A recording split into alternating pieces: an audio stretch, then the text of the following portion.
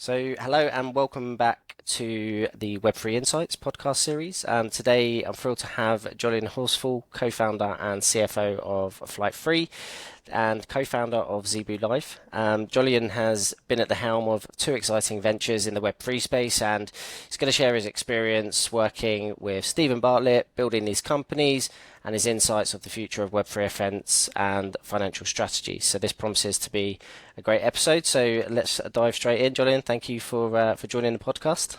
Well, thanks for having me on. It's a busy time to organise all those bits, but yeah, really appreciate the chance to come on and chat all things Web3, ZB Live, and Flight 3. No, absolutely.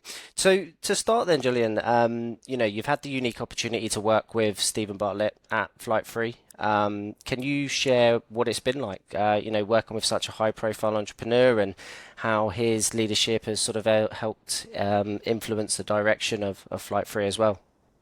Yeah, it's interesting to see how much momentum we gained. Obviously, we started off back in 2021. I've been in the crypto sphere since 2013, so it's been my eye on the market for a long time. And I did a Long time. traditional accountancy before this, so doing the ACA. So it was quite a change of tack. Never did I think I'd be CFO of a marketing agency per se, Sure. but we kind of in the second year of ZB Live, we were in touch with Steve's team. We booked him to come as a headline speaker, and then once he sort of came, we had like a good chat with him backstage. And then he loved the idea of the marketing agency and then the own platform of having that event, and things just kind of spiraled from there. If he was looking for a Web3 vertical in his wider marketing agency in the Flight group, and it felt like a perfect combination of pouring that rocket fuel onto our journey of like we were really sure of like where we were going, what we wanted to do, and our vision, and we kind of figured out that we show up in the world in the same way. And Steve's always been at the forefront of leaning into new experiments, new technology, the new trends, and that's what he sort of realized back in that sort of like 2012, 2013 with social media, and sort of like came into dominate that space. So it's been great having other spheres of influence. I think anyone who's founded a company knows that a lot of the burden comes on self-improvement. When you're in somewhere like a top four accounting firm or a big law firm, you have very structured progression. And like, okay, when you get to level 3, you're showing these skills, actions, behaviors, responsibilities. When you get to level 4, it's this. So you have that tough thing when you're a founder, like how do I improve myself over and above what I already demand, and in that sense, a lot of the creativity and the imagination is your limiting factor. So Yeah. it's nice to get some extra push, some extra guidance here and there, but with all things in this world, it's ultimately the buck always ends with you and what your role of that you're doing in the agency. But it's definitely very, very helpful to have different connections, credibility, and these sorts of bits added in. For sure.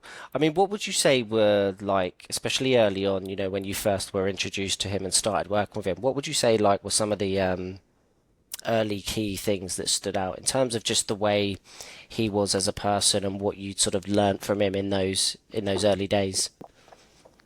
Yeah, I guess the one of the core things is speed, and that's what actually translates really well to Web3. Everyone knows if you're a marketeer, engineer, whatever you are, making sure that you've got the speed to execute is just absolutely vital, because what's happening 1 month, 1 quarter in Web3 is gone the next day. So I think that was always good of the pace that people in the like the wider agency wanted to release stuff, announce stuff, and that ambition is really important to actually like be able to push the boundaries of like maybe you're like 1 or 2 days late, but you're ultimately going at such a breakneck speed that you need to be leaning in to these bleeding edge technologies. Yeah, absolutely. No, the speed to market is critical in that sense. So, as the CFO then of Flight 3, you're obviously deeply involved in the company's financial strategies and growth. What are, would you say, some of the key financial principles or strategies that you've implemented to drive success at Flight 3, and particularly in the Web3 space, which is known for its volatility? Yeah, volatility is a is a good word. Uh, Yeah, get some heartburn tablets. But I think what I would say is, obviously, I was quite young when I sort of came into the role, and what was hard is that we started in the bull run of 21, where Sure. it was very, very verdant market conditions and stuff came very easily. And it was almost semi like playing on easy mode, where stuff was growing so quickly. We went 0 to sort of like 70 people in 10, 11 months, which is very quick. And that rapid growth is dangerous when in November 22, when FTX, all this stuff happened, everything went zero. Yeah. Uh, we had to retrace very quickly, and that requires a lot of experience to know how to cut, where to cut, how you save your IP as an agency, because we had a very, very flat structure. So we lost a few service lines, and it's hard to then rebuild those back up when it comes to better market conditions. So I think the main thing, if I had to whittle it down into three core pieces of advice: Yeah. horizon for forecasting.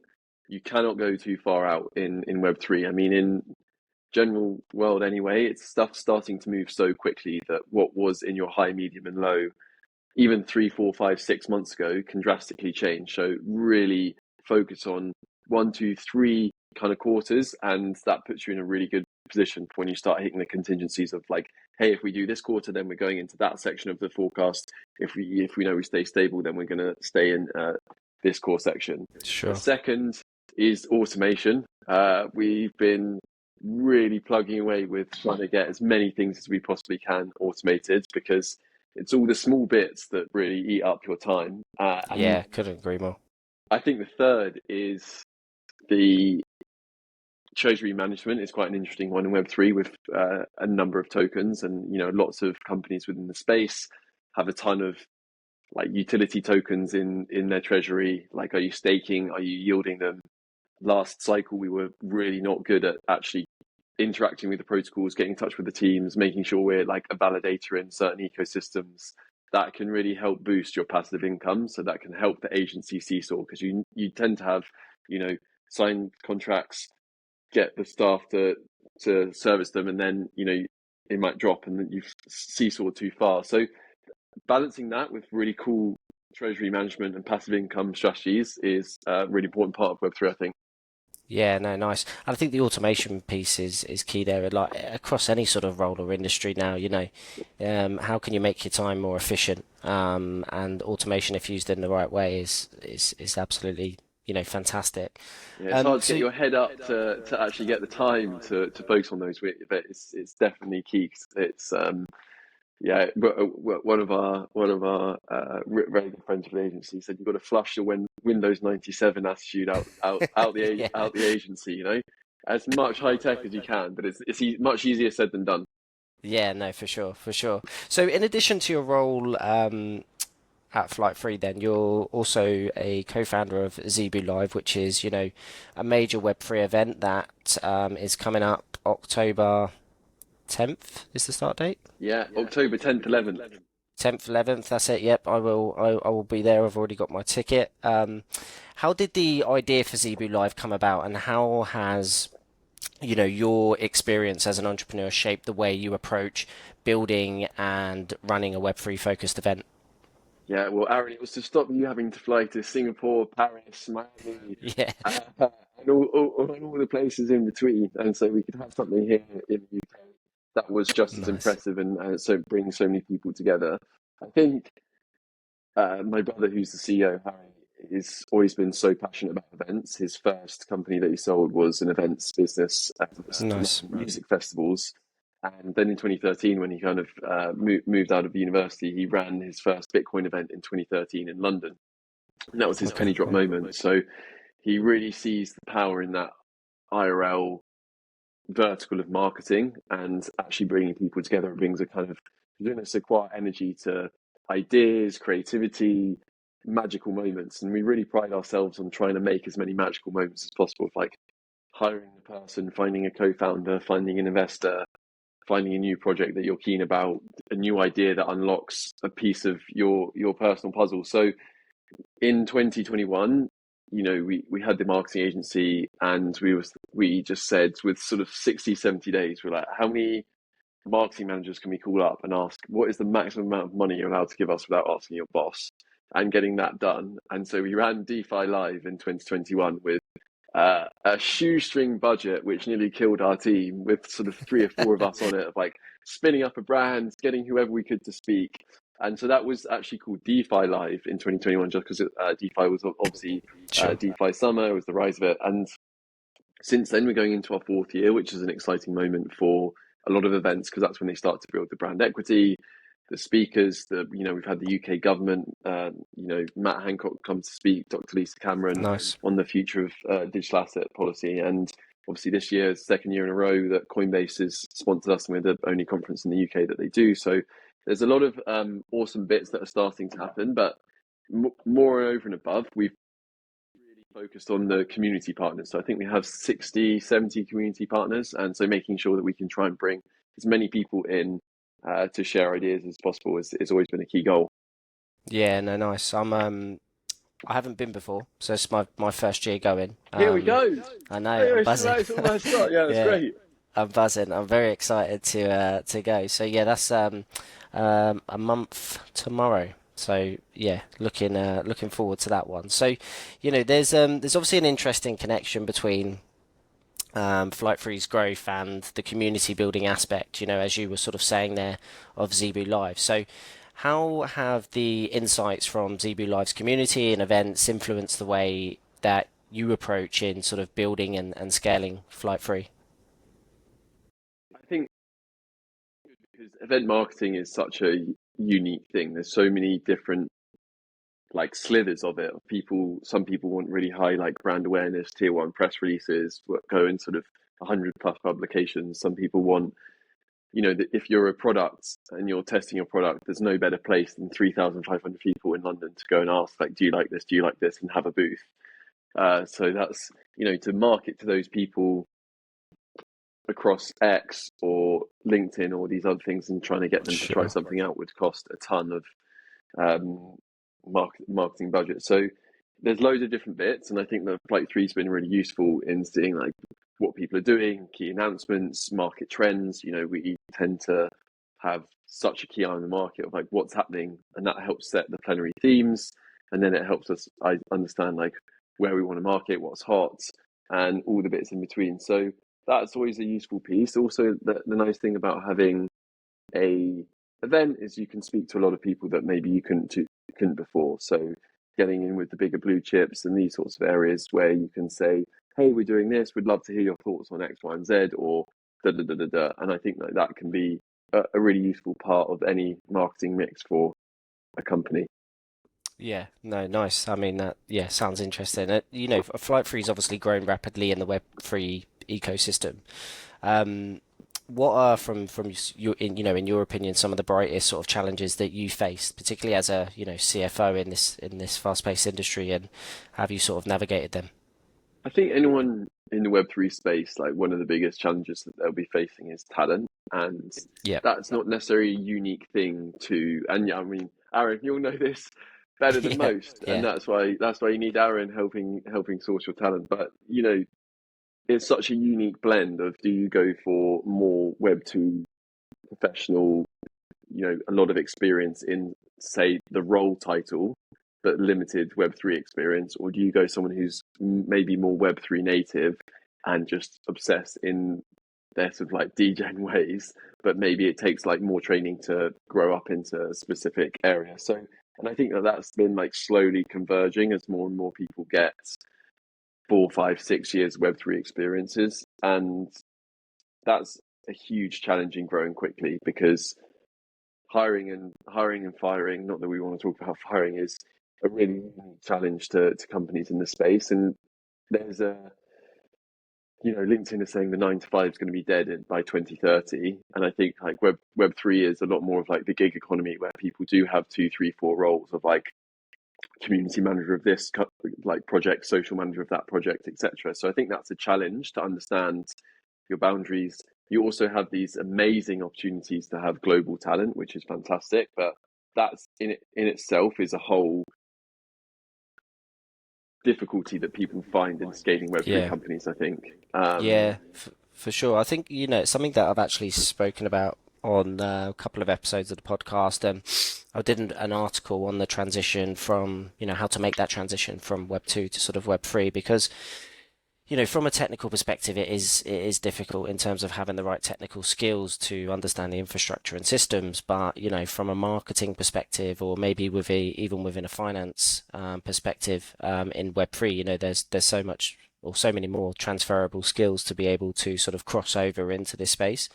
But it's about how we can work together as an industry to entice more people into the space as well, which I think is really key. And I think one thing I sort of talk to a lot of businesses about now is like in terms of when they're growing and scaling their teams in actually the way that they're doing it, ensuring that at the, head of CTO level or lead development level, you've got those professionals that have those years of experience and built certain systems, etc., and then have the ability then underneath that to be able to bring good engineers from the Web 2 space over and be able to sort of help train them up and give them that And what tends experience. to be the main reason why people don't come over? Are you still seeing lots of like crypto's a scam, or what tends to be like the standard bits and pieces that stop people coming across? It's a mixture, really. So the one thing is, it can be people's perception of the industry, because everyone thinks crypto when they think Web3 and blockchain, but there's obviously so many other use cases outside of crypto. And then also, as well within that, I suppose the volatility that's still in the industry itself. If all of a sudden we have a down market, you then see a lot of businesses that start to get rid of a lot of staff, or the retention time for a lot of people in this space is typically between sort of a year and 2 years within businesses, and that can sometimes scare a lot of people, especially when they've been, I don't know, in a bank or um, an e-commerce or retail The business for like stability, five the plus years. stability Is exactly. is not easy. And also, even with the biggest projects, if they're heavily reliant on their token foundation, it can change very quickly. But Yeah, it's not easy to hold people down and give a really good thing. And I think that the second part of that I'd like to allude to of people what is a huge challenge scaling is ultimately product market fit. A lot of people have been talking about it for you go to any conferences, it's always very high up on the agenda, but ultimately a lot of companies haven't hit that real becoming from startups to scale ups. And yeah, that's when that's it. like they know their product works, and the marketing goes from a cost line to an investment line of how much money can you punch through that to get customers at the right rate that like make money, and it makes sense. And I think there'll start to be a few more of these absolutely incredible unicorns come through soon that just solve Web3 problems with Web3 solutions that are like it's more native there. And then there's a lot of the consumer apps that are going to come through that you don't even know that you're using Web3 or blockchain. And so lots of those two are like intermingled a bit at the moment, where Yeah, crazy Web3 solutions are being required to like Web2. And I was trying to show someone how to PayPal US dollar, doing a lot of staking stuff on Solana, and to get someone's money across is not the easiest thing. They're making it easier, and it's getting better, but from a standing still with no knowledge, it's still too far. But a exactly. massive amount of improvements are happening.